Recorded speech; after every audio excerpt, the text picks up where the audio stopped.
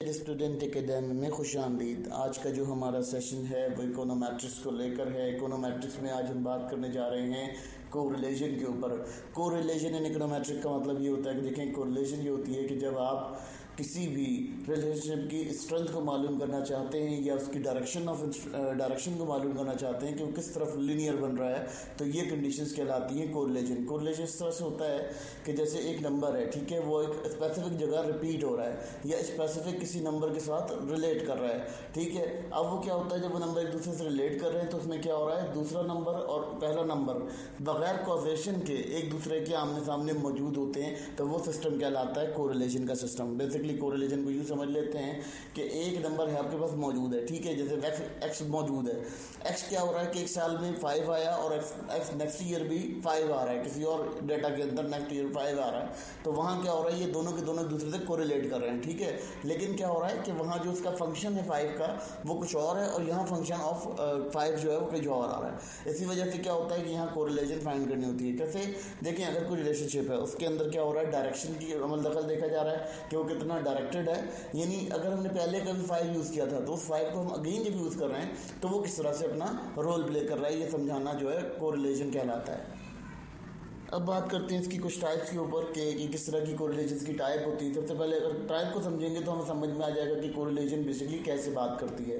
पहली बात करते हैं कि पॉजिटिव कोरिलेशन। पॉजिटिव कोरिलेशन में क्या होता है कि एक नंबर अगर बढ़ाया जा रहा है, यानी एक नंबर बढ़ रहा है तो उसके साथ साथ कोई दूसरा नंबर भी बढ़ रहा है। लेट सपोज एग्जांपल लेते हैं कि अगर आपकी इनकम बढ़ती है तो इनकम के साथ साथ आपकी कंजप्शन भी ऑटोमेटिकली इंक्रीज करेगी।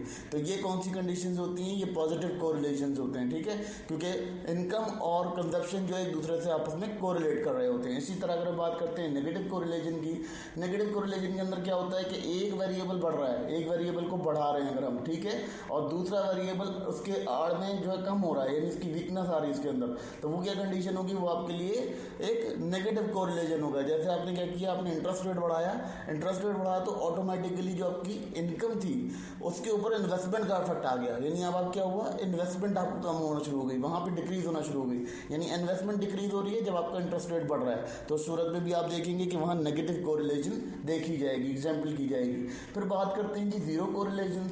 जीरो कोरिलेशन वो होती है कि जहाँ पर कोई रिलेशनशिप बनता ही ना हो किसी के बीच में। एक एग्जाम्पल के तौर पर ऐसे समझ लेते हैं, अगर हम एक शू पहनते हैं और हमारे शू का साइज जो है वो कोई कॉमन साइज है, ठीक है, वो साइज मौजूद है, लेकिन अगर हम देखते हैं हमारी मंथली जो सेविंग्स हैं उनका और शू नंबर का कोई भी मीनिंगफुल रिलेशन नहीं बनता। अगर हम शू नंबर से अपनी मंथली सेविंग को लगाना शुरू करते हैं तो इसका कोई रिलेशन नहीं बनता, क्योंकि आपका शू नंबर तो शू नंबर है, वो इंक्रीज होता रहेगा, डिक्रीज होता रहेगा, लेकिन क्या होगा कि आपकी जो सैलरी होगी या सेविंग होगी वो आपकी उसमें एक फ्लक्चुएशन मौजूद रहेगी। तो यहाँ ये देखा जाता है कि जीरो कोरिलेशन इस कंडीशन को कहा जाता है। अब बात करते हैं कि कोरिलेशन कहाँ कहाँ इंपॉर्टेंट होता है, उसकी क्या इंपॉर्टेंस होती है। सबसे पहले बात करते हैं जी, आपको सबसे आसान काम करता है, ये आपको किसी भी रिलेशनशिप को समझने के लिए आसान कर देता है आपके लिए, ठीक है। फिर ये आपको हेल्प करता है कि आपका जो पैटर्न्स हैं, आपकी जो भी आपके मॉडल के पैटर्न्स हैं या आपके नंबर पैटर्न्स हैं, उन पैटर्न्स को भी बैलेंस करने में बहुत मदद करता है और इकोनॉमिक वेरिएबल्स के भी पैटर्न्स को बहुत अच्छे से वेरीफाई कर पाता है। फिर दूसरी चीज़ देखते हैं जी, मॉडल बिल्डिंग। अगर हम मॉडल बिल्डिंग की बात करते हैं तो यहाँ सिंपल सी बात है कि मॉडल बिल्डिंग क्या है कि हाई कोरिलेटेड जो लोग वेरिएबल्स होते हैं एक दूसरे के साथ, डिपेंडेंट हो या इंडिपेंडेंट हो, उसके अंदर क्या होता है कि मल्टी कोलिनियरिटी अपना किरदार अदा करती है। मल्टी कोलिनियरिटी क्या करती है कि आपको ये समझा देती है कि आपने कौन सा एस्टिमेशन मॉडल इस्तेमाल करना है। जैसे कि यहाँ मिसाल के तौर पर हम देख लेते हैं कि बायस्ड रिग्रेशन मॉडल या बायस्ड रिग्रेशन एस्टिमेशन आपको इस्तेमाल करना है, तो वो उसके लिए आप यूज़ कर सकते हैं। तो ये आपको बेसिकली आइडेंटिफाई कराता है कि आपने कौन सा मॉडल अप्लाई करना है कि आपका वेरिएबल एक्यूरेट आएगा। फिर उसके बाद कहते हैं कि जी,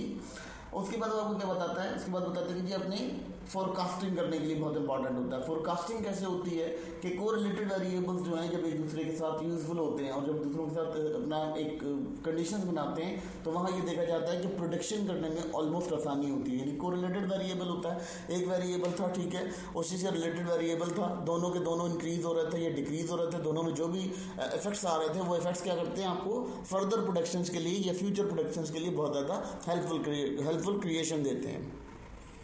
अब इसकी लिमिटेशंस के ऊपर बात करते हैं कि इसकी क्या लिमिटेशंस होती हैं या इसमें क्या कमी रह जाती है। सबसे पहली बात करते हैं कि ये जो है कॉजेशन को एम्प्लॉय नहीं करता, यानी कॉजेशन को डिफाइन नहीं करता। लेट सपोज आपके पास एक वेरिएबल है, अगर स्ट्रॉन्ग कोरिलेशन देखते हैं, उसके अंदर अगर एक वेरिएबल है, उसके अंदर कुछ चेंज आ रहा है, वो चेंज को एम्प्लॉय रिजल्ट नहीं करता, उसको बताता ही नहीं है कि चेंज आ क्यों रहा है। अगर दूसरा, जैसे मैंने कहा ना कि आपका इंटरेस्ट बढ़ रहा है, तो आपका जो इंटरेस्ट के साथ आपका जो इन्वेस्टमेंट है वो कम हो रहा है, तो वो उसके बारे में कोई एक्चुअल पोजीशन नहीं देता कि इसकी वजह क्या है, उसकी किस वजह से ये डाउनफॉल की तरफ जा रहा है। ठीक है, फिर उसके बाद ये बात करते हैं कि इफेक्टेड होता है आउटलेयर से, यानी इसकी जो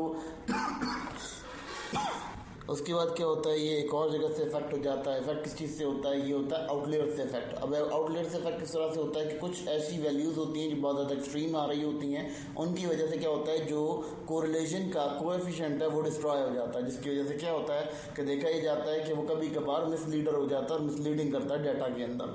ठीक है, उसकी जो लिमिटेशन और आती हैं, वो कहते हैं कि कभी कभार ये सिर्फ एक ही तरह के जो मॉडल्स होते हैं उनके ऊपर काम करता है, यानी ये लीनियर मॉडल्स के ऊपर काम करता है।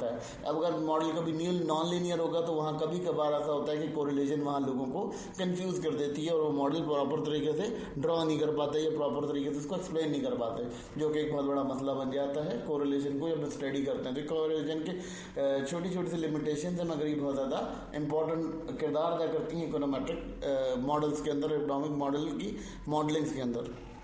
इससे पहले का जो टॉपिक था वो हमारा रिग्रेशन था, तो हम रिग्रेशन और कोरिलेशन को थोड़ा सा उसकी जैसे कहते हैं कि डिफरेंसेस कर लेते हैं या उसको बता देते हैं कि इनमें क्या क्या डिफरेंस मौजूद है। सबसे पहले कोरिलेशन में क्या मौजूद है कि कोरिलेशन स्ट्रेंथ और डायरेक्शन रिलेशनशिप के ऊपर बात करती है। ठीक है, जबकि ये क्या करती है, ये बात करती है कि कितना वेरिएबल इफेक्टेड होगा अगर हम किसी भी वेरिएबल को हिलाते हैं तो उसकी वजह से कितना कोई वेरिएबल जो है वो जो है ना इफेक्टेड होगा।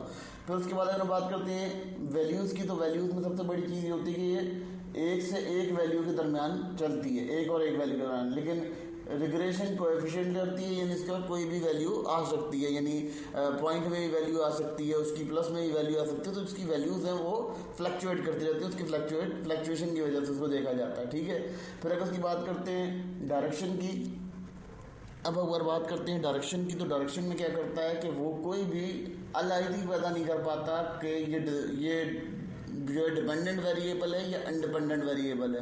मगर अगर हम बात करते हैं रिग्रेशन की, तो रिग्रेशन बड़े आराम से इसको प्रेडिक्ट कर लेता है कि ये डिपेंडेंट वेरिएबल है, जबकि वो इंडिपेंडेंट वेरिएबल को लगा के ये बात दिखा देता है कि आपके पास डिपेंडेंट वेरिएबल मौजूद है।